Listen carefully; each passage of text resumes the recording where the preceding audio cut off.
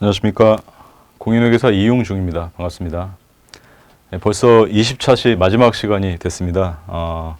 마지막 시간에는 이제 올해 개정세법 지금 나온 내용들 중에서 저희 사장님들 뭐 너무 내용이 지금 방대하다 보니까 다 설명드리기는 어렵고요. 지금 사장님들한테 그나마 조금 적용이 되실 수 있는 부분들 위주로 발췌해서 그렇게 내용을 구성을 해봤는데요. 내용을 보시면은 지금 올해 특히 2월부터 이 코로나 사태로 인해서 정부에서 지금 2020년 3월 17일이랑 4월 29일 이제 두 차례 그 조세 특례 제한법의 이제 개정을 통해서 이제 좀 영세한 소상공인, 그다음에 중소기업들을 이제 지원을 하고 또 소비 진작을 위한 그런 개정 세법들이 좀 있었는데요. 예를 들면은 이제 자발적으로 이제 임대료를 인하한 임대 그 사업주에 대한 이제 세액 공제라든지 영세 개인 사업자들에 대한 이제 부가세, 특히 부가세 관련해서 세부담 경감 조치 등이 있었는데요. 좀 세부적인 내용들을 좀 그 하나씩 보시면은 먼저 신용카드 사용에 대한 소득 공제 부분에서 조금 이제 지원을 혜택을 좀 늘렸습니다. 그래서 2020년 3월부터 7월 사이 요 기간에 이제 사용된 신용카드 사용액에 대해서는 당초 소득 공제율이 이제 구간별로 15에서 이제 40% 이렇게 적용이 됐는데 요거에 한해서는 90%로 좀 대폭 인상을 해서 혜택을 지금 많이 주려고 그렇게 지금 개정이 됐고요. 그다음에 소득 공제 한도도 기존에는 이제 기본적으로 뭐 총급여 한도가 7천에서 1억 2천 초과별로 300, 250, 200만 원 이렇게 있던 거를 조금씩 늘렸습니다. 그래서 30% 증가된 330, 280만 원, 230만 원 이렇게 지금 소득 공제 한도가 늘어났다는 점 좀 기억을 하시고요.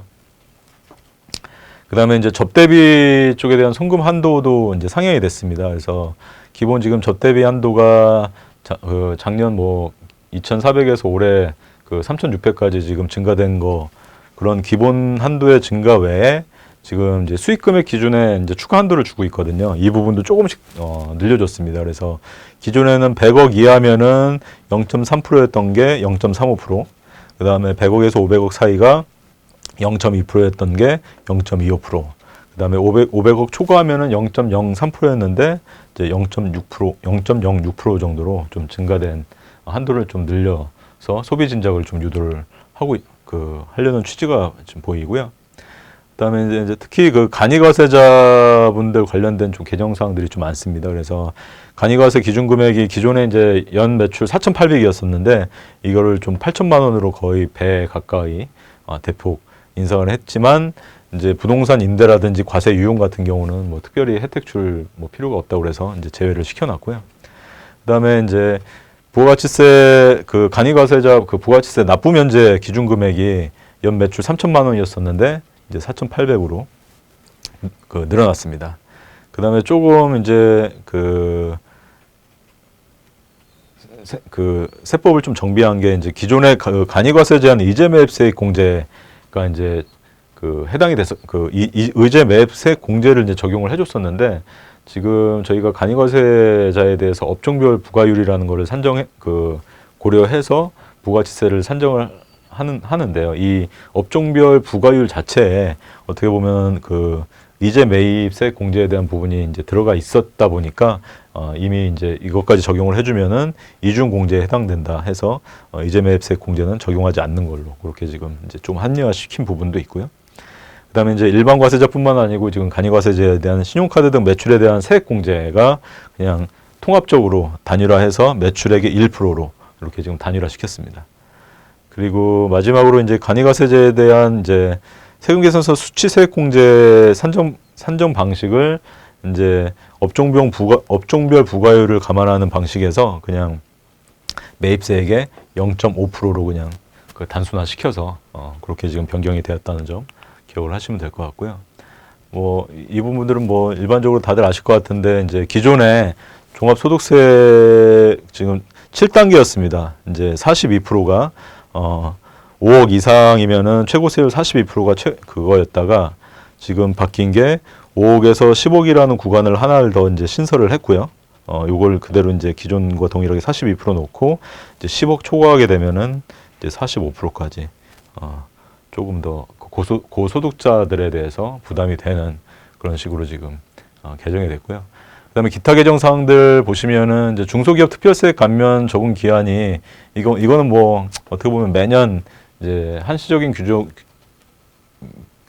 이제 적용 기간을 적용을 해놨지만 계속 연장을 하고 있는 상황이라서 지금 이제 코로나 이런 문제 때문에 2년 더 연장을 했습니다. 2년 더 연장을 했고, 그다음에 이제 일반 우리 그 사업자들이 이제 상호 금융기관 같은 데다 이제 출자금, 예탁금 같은 부분들 많이 가입을 하고 계시거든요. 그래서 이 부분에 대한 과세 특례가 있었는데 적용 기간을 이것도 이제 요 예탁금에 대해서는 이자랑 배당 소득에 대한 비과세를 적용을 해주고 있었는데 2년 더 연장을 했습니다. 이것도 기한을 2년 더 연장을 했고요.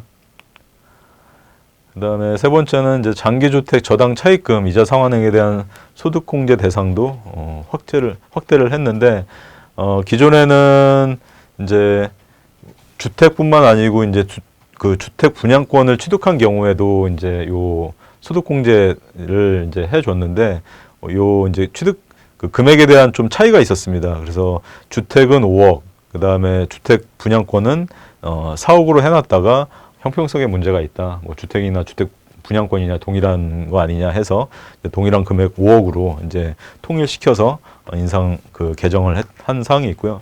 마지막으로는 이제 간혹 뭐 많지는 않으시지만 지금은 조금 잠잠해졌지만 이제 비트코인이 한때 거래가 활성화됐었거든요. 그래서 요거에 대해서는 이제 뭐 회계나 세법 쪽에서 이제 아직 규정을 따라가지 못했다가 이번에 개정 세법 안에 들어가면서 요거는 요 거래 차익에 대해서 이제 과세를 이제 당연히 뭐 소득이 있는 곳에 세금이 있는 부분이 있어야 되다 보니까 기타 소득으로 요거를 분류를 했습니다. 그래서 기타 소득 분류해서 20% 세율로 그냥 분리과세 하는 걸로 이렇게 지금 개정됐다는 이런 사항들 참조하셔서 올해 사업에 대한 이제 지금 벌써 12월이고 요게 지금 이제 올해 다 마무리되고서 내년 5월 달이 이제 소득세 신고 기간인데 이런 개정 사항들 제가 이제 지금까지 말씀드렸던 여러 가지 이제 절세 방법들 잘 참고하셔서 그렇게 내년 신고 때 제대로 된 신고 진행하셨으면 하는 바람입니다.